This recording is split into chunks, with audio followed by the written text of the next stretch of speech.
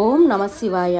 కార్తీక మాసంలో మనం కార్తీక పురాణం చదువుకుంటున్నాం కదండి. ఈరోజు 4వ అధ్యాయం కార్తీక పురాణం కథ గురించి తెలుసుకుందాము.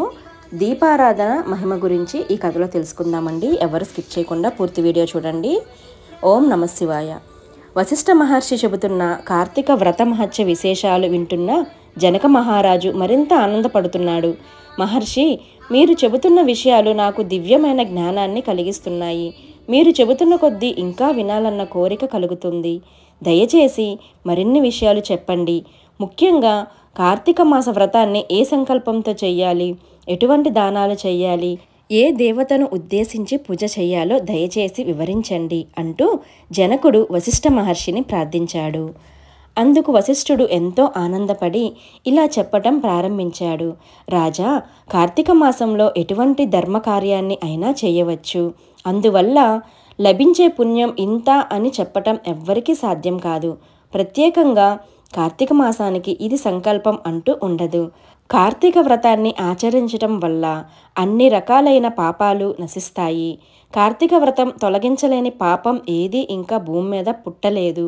కార్తీక మాసం శివుడికి విష్ణువుకి ఇద్దరికీ ప్రీతికరమైన మాసం. ఇద్దరికీ ఈ నెల రోజులు పూజ చేయవచ్చు. కార్తీక మాసం సాయంకాలం సమయంలో శివాలయం లేదా విష్ణు ఆలయంలో దీపారాధన చేయడం అనంతమైన పుణ్య ఫలితాలను ఇస్తుంది. ఆవు నెయ్యి, నువ్వుల నూనె లేదా నారింజ గింజల నూనెతో దీపారాధన చేసిన వారు ధర్మవేత్తలు అవుతారు. ఏదీ దొరకక చివరకు ఆముదంతో దీపారాధన చేసిన అత్యంత పుణ్యవంతులు అవుతారు. దీపారాధన ఏ నూనెతో చేసినా కార్తీక మాస సంధ్యా సమయంలో చేసిన దీపారాధన విశేషమైన పుణ్యాన్ని అందిస్తుంది. నలుగురిలో ముప్పు కోసం చేసిన దీపారాధన కూడా ఉత్తమ ఫలితాలను ఇస్తుంది.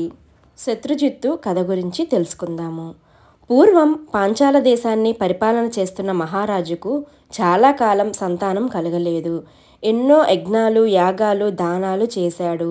అయినప్పటికీ సంతానం కలగలేదు. చివరకు విరక్తి చెంది గోదావరి తీరంలో తపస్సు చేయటం ప్రారంభించాడు. ఆ సమయంలో పిపల్లాడుననే మహర్షి అక్కడకు వచ్చాడు. మహారాజు ద్వారా జరిగిన విషయమంతా తెలుసుకొని రాజుని ఊరటపరిచాడు. రాజా, నీది చాలా చిన్న కోరిక. దీనికోసం తపస్సు చేయవలసిన అవసరం లేదు.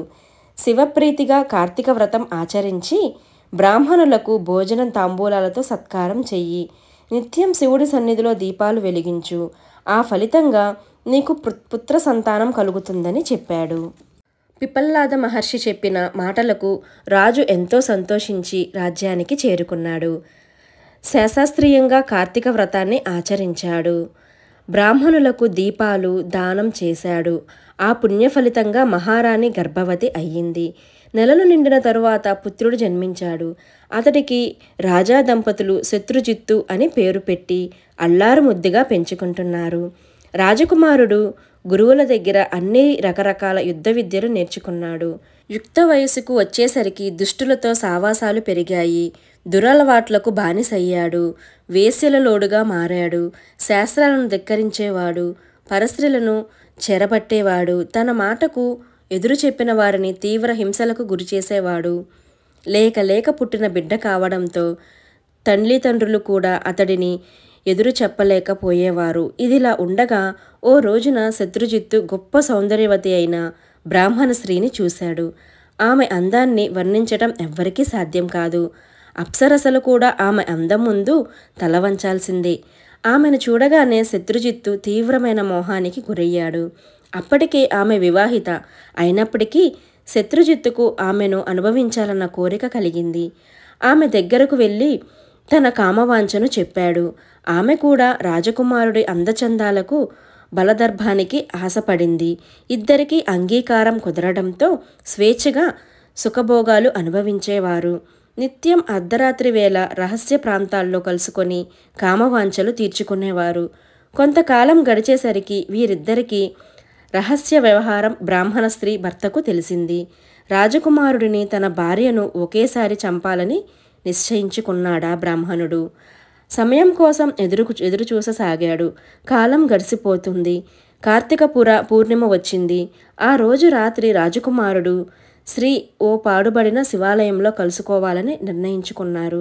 అక్కడ అంతా చీకటిగా ఉండడంతో ఏదైనా చిన్న దీపం ఉంటే బాగుంటుందని అనుకున్నారు. అతడు ఆముదం తీసుకువచ్చాడు. ఆమె తన చీర చెంగును చించి ఒత్తివేసి దీపం వెలిగించి ఆ దీపం వెలుగులో ఇద్దరూ హాయిగా తమ కామవాంఛలు తీర్చుకోవటం ప్రారంభించారు. విషయం తెలుసుకున్న బ్రాహ్మణ స్త్రీ భర్త కత్తితో వారిద్దరి తలలు నరికి తాను అదే కత్తితో పొడుచుకొని మరణించాడు. ఆ రోజు కార్తీక పూర్ణిమ సోమవారం కావటంతో మరణించిన ప్రేమికులను తీసుకువెళ్ళడానికి దివ్య విమానంలో శివదూతలు, బ్రాహ్మణుడిని తీసుకువెళ్ళడానికి యమదూతలు వచ్చారు. బ్రాహ్మణుడు ఆశ్చర్యపోయి దూతల్ని ఇదేం వింత అంటూ ప్రశ్నించాడు. వారిద్దరూ పాపాత్ములు, ధర్మం తప్పి ప్రవర్తించారు. నేను సదాచారాలు పాటించిన వాడిని. వారికి శివలోకం, నాకు నరకలోకం ఏమిటి అంటూ దూతల్ని అడిగాడు. ఈరోజు కార్తీక పూర్ణిమ సోమవారం మహాపుణ్య దీపం. తెలుసో తెలియకో ఆ ప్రేమికులు శివుడి సన్నిధిలో దీపం వెలిగించారు.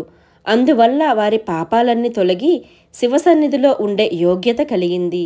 దీపాన్ని వెలిగించి పుణ్యాత్ములుగా మారిన వారిద్దరిని చంపిన నీకు హత్యదోషం అంటుకుంది. అందువల్ల నీకు నరకలోకానికి వెళ్ళే ఫలితం కలిగింది అంటూ దూతలు చెప్పారు. ఇదంతా విన్న రాజకుమారుడు దూతలతో ఇట్లా అన్నాడు. ఓ దూతలారా, అనేక తప్పులు చేసిన మాకు పుణ్యలోకాలు, సదాచారాలు పాటించిన బ్రాహ్మణుడికి నరకలోకం కలగటం భావ్యం కాదు. ఒకవేళ నిజంగా మేము చేసిన దీపారాధన ఫలితం గొప్పదైతే అందులో కొంత పుణ్యాన్ని బ్రాహ్మణునికి ఇప్పుడే ధారపోస్తాను అంటూ తన పుణ్య ఫలితానికి భాగంగా బ్రాహ్మణుడికి ఇచ్చాడు. దీంతో బ్రాహ్మణుడికి పాపం నశించి దివ్యత్వం కలిగి శివదూతులతో పాటు కైలాసానికి చేరుకున్నాడు. కాబట్టి ఓ జనక మహారాజా, కార్తీక మాసంలో తప్పనిసరిగా శివాలయంలో లేదా విష్ణు ఆలయంలో దీపారాధన చెయ్యాలి. మొత్తం 4 రోజులు చేసిన వారు మోక్షాన్ని పొందుతారు. నువ్వు కూడా కార్తీక మాసంలో అన్ని రోజులు తప్పనిసరిగా దీపారాధన చెయ్యి అంటూ వశిష్ఠ మహర్షి జనక మహారాజుకు సూచించాడు. స్కాంద పురాణంలోని వశిష్ఠ మహర్షి చెప్పిన కార్తీక మాస వ్రత మహత్యంలోని 4వ అధ్యాయం సమాప్తం. ఓం నమఃశివాయ, ఓం నమఃశివాయ, ఓం నమఃశివాయ. విన్నారు కదా ఈ కథలో కార్తీక పౌర్ణమి రోజు దీప మహత్యం ఏమిటో. మనం కుదిరినప్పుడల్లా స్వామికి ఈ 4 రోజుల్లో దీపం వెలిగించండి, పుణ్యలోకాలకి చేరుకోండి. ఓం నమఃశివాయ. వీడియో కనుక మీరు మొత్తం చదివి విన్నట్టయితే కనుక ఒక లైక్ చేసి, షేర్ చేసి, కామెంట్ చేసి సబ్స్క్రైబ్ చేయండి. నేను ఎలా కథ చెప్పాను అనేది కామెంట్ చేయడం మర్చిపోవద్దండి. Thank you for watching.